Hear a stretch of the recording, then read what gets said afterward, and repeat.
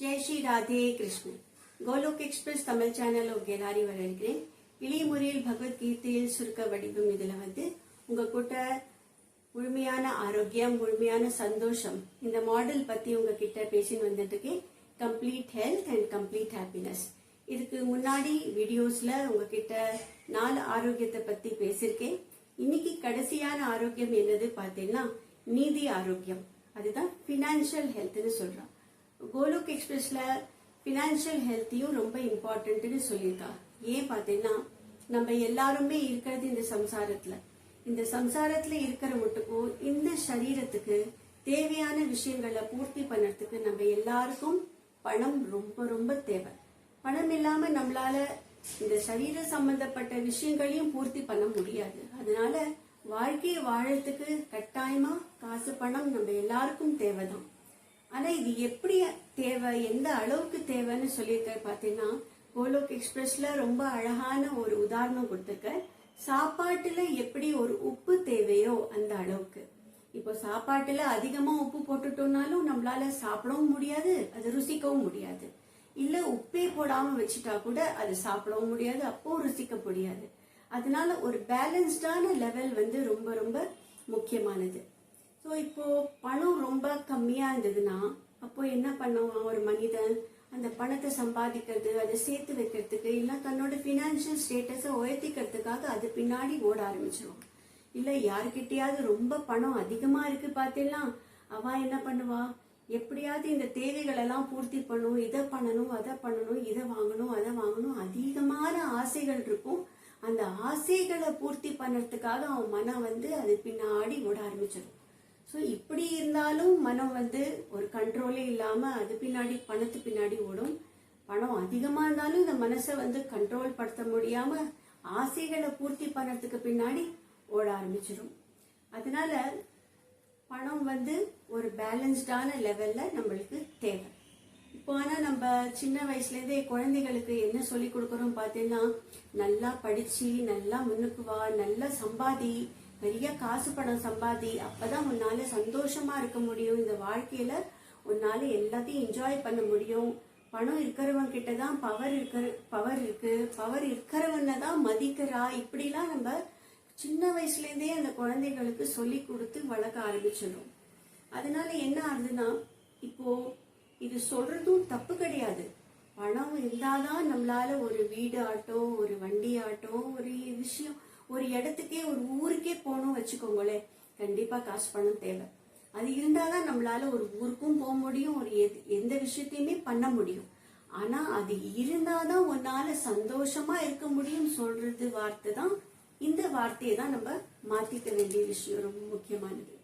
ஏன்னா காசு பணத்தை பின்னாடி நம்ம ஓட ஆரம்பிச்சிட்டோம்னா என்ன ஆகுதுன்னா, நம்மளோட இந்த ஆன்மீக ஆரோக்கியம், அப்புறம் மன ஆரோக்கியம், குடும்ப ஆரோக்கியம், உடல் ஆரோக்கியம் எல்லாமே பாதிக்க ஆரம்பிச்சிது. அது எதையுமே நம்ம கவனிக்கிறதே விட்டுறோம்.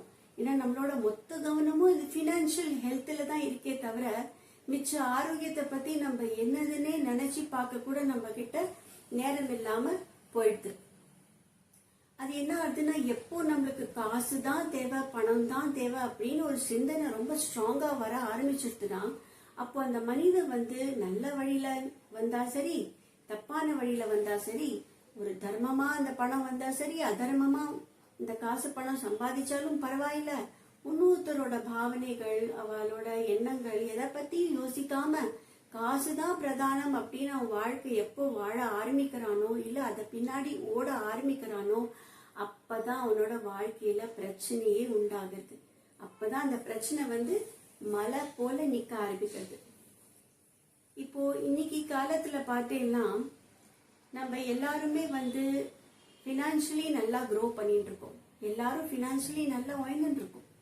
ஆனா நம்ம எல்லாரும் யோசிச்சு பார்க்கணும், நம்ம எப்படி பினான்சியலா க்ரோ பண்ணிட்டு இருக்கோமோ அதே மாதிரி நம்ம சந்தோஷத்தோட கிராஃபும் இன்க்ரீஸ் ஆயிட்டு இருக்கா?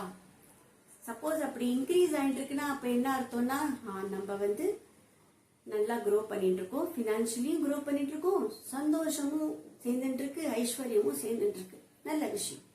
ஆனா அந்த மாதிரி இல்லாம நம்ம குடும்பத்துல சண்டை சச்சரவும், பிரச்சனைகள், ரொம்ப மன குடைச்சல்கள் இந்த மாதிரிலாம் வந்துட்டு இருக்குன்னா அப்பனா என்ன அர்த்தம்னா நம்ம பணத்து பின்னாடி போய் நம்ம மொத்த ஆரோக்கியத்தையும் கண்டுக்காம விட்டுட்டோம்.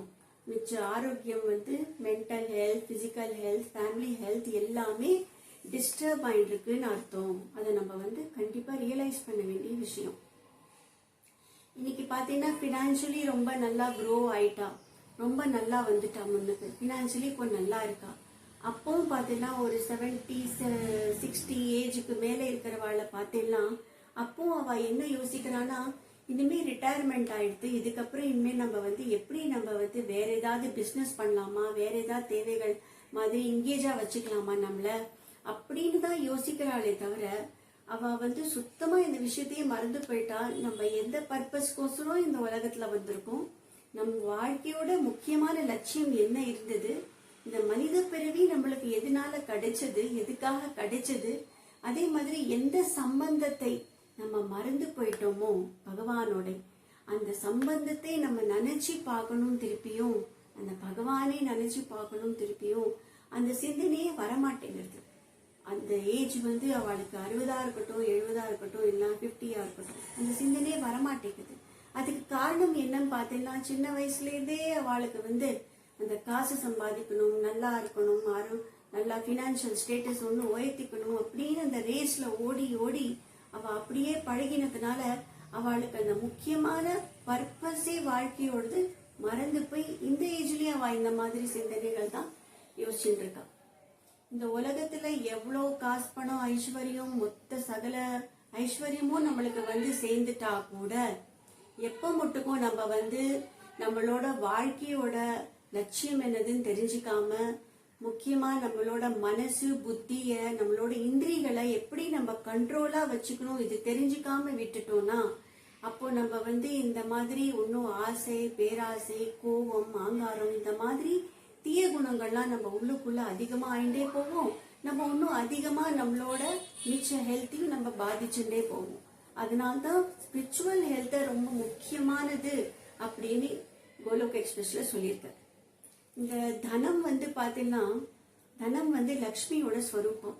நம்மளோட கிரந்தம் புராணங்கள்லாம் எடுத்து படிச்சு பார்த்தா இல்ல அதை கேட்டு பார்த்தா கூட நம்மளுக்கு நல்லாவே தெரியும்.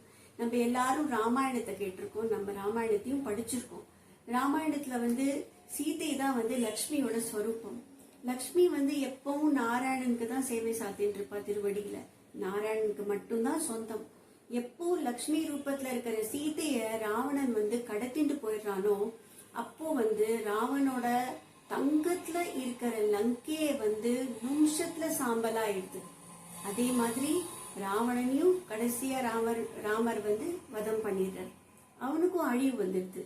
ஸோ இந்த மாதிரி கிரந்தம் புராணங்கள்லாம் நம்மளுக்கு என்ன சொல்லி கொடுக்கறதுன்னா, லக்ஷ்மி வந்து நாராயணுக்கு மட்டும்தான் சொந்தம். நாராயணனை நீ மறந்து போயிட்டேனா உன்னோட புத்தி வந்து மொத்தமா அழிஞ்சிரும், நீயே வந்து மொத்தமா அழிஞ்சிருவ அப்படின்னு இந்த கிரந்தம் புராணங்கள்லாம் நம்மளுக்கு வந்து சொல்லி கொடுக்கறது பாடம். ஸோ இந்த மாதிரி கிரந்தம் புராணங்கள் எல்லாம் புரிஞ்சுக்கிறது, கேட்டுக்கிறது, ஒரு குருவோட திருவடியில போய் உட்காந்து அவர்கிட்ட கத்துக்கிறது ரொம்ப ரொம்ப முக்கியம். இதெல்லாம் தான் நம்ம வாழ்க்கையோட முக்கியமான லட்சியமே தவிர மீதி எதுவுமே, இது எல்லாமே அடுத்தது தான், செகண்டரி தான். ஸோ இன்னைக்கு பார்த்தீங்கன்னா ஃபினான்ஷியல் ஹெல்த் தான் ரொம்ப இம்பார்ட்டன்ஸ். நம்ம எல்லாரும் இந்த உலகத்துல எல்லாருமே ரொம்ப இம்பார்ட்டன்ஸ் கொடுக்கறது எதை பார்த்தீங்கன்னா ஃபினான்ஷியல் ஹெல்த் தான். இப்போ மிச்ச ஆரோக்கியம் எல்லாமே பின்னாடி போயாச்சு. ஆனா இனிமே நம்ம எல்லாரோட கடமை என்னதுன்னா, நம்ம குழந்தைகளுக்காட்டும் நம்மளாட்டும் முக்கியமா என்ன தெரிஞ்சுக்கணும்னா, ஃபர்ஸ்ட் ஸ்பிரிச்சுவல் ஹெல்த் தான் முக்கியம். அப்புறம் மன ஆரோக்கியம், அப்புறம் உடல் ஆரோக்கியம், குடும்ப ஆரோக்கியம், கடைசியா தான் இந்த ஃபினான்ஷியல் ஹெல்த் தேவை. ஏன்னா பகவத்கீதையிலேயே பகவான் பார்த்தீங்கன்னா ரொம்ப அழகா சொல்லியிருக்கார் ஒரு ஸ்லோகத்துல, எத்திர யோகீஸ்வரோ கிருஷ்ண எத்திர பார்த்தோ தனுர்தரஹ தத்ர ஸ்ரீ விஜயோ பூதி துவா நீர்த்தி மதி மமா.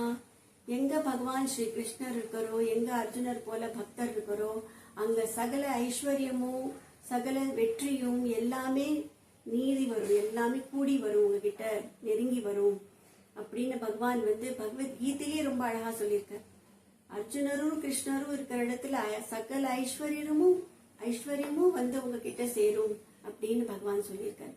ஸோ நம்ம இந்த மாதிரி கிரந்தங்களையும் புராணங்களையும் கண்டிப்பா கேட்கணும். விரதங்கள்லாம் இருக்கணும். ஏகாதசி மாதிரி ஒரு விரதங்கள் இருக்கணும். சத்சங்கத்தை கேட்கணும். குரு கிட்ட நோக்கி போகணும். குருவோட திருவடியை பிடிச்சுக்கணும். அவர் தான் நம்மளை இந்த சம்சார சாகரத்திலேருந்து நம்ம எல்லாரையும் கரையை சேர்த்து விட்டுறதே அவர் தான். ஸோ அதனால கண்டிப்பா இந்த மாதிரி வீடியோஸை நீங்க உங்களோட நியர் டியர் ஃப்ரெண்ட்ஸ் கிட்டயோ உங்களோட சர்க்கிள்லயோ ஷேர் பண்ணுங்க. நம்ம எல்லாரோட இது ரொம்ப முக்கியமான கடமை.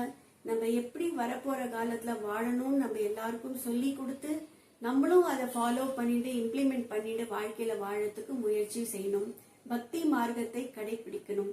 இது ரொம்ப ரொம்ப முக்கியமான ஸ்பிரிச்சுவல் ஹெல்த் தான் ரொம்ப முக்கியமானது. இதை நம்ம எல்லாரும் தெரிஞ்சுக்கணும். ஸோ இந்த மாதிரி வீடியோஸை கண்டிப்பா உங்ககிட்ட வரப்போற அடுத்த வீடியோஸ்லயும் ஷேர் பண்றேன். ஜெய் ஸ்ரீ ராதே கிருஷ்ண.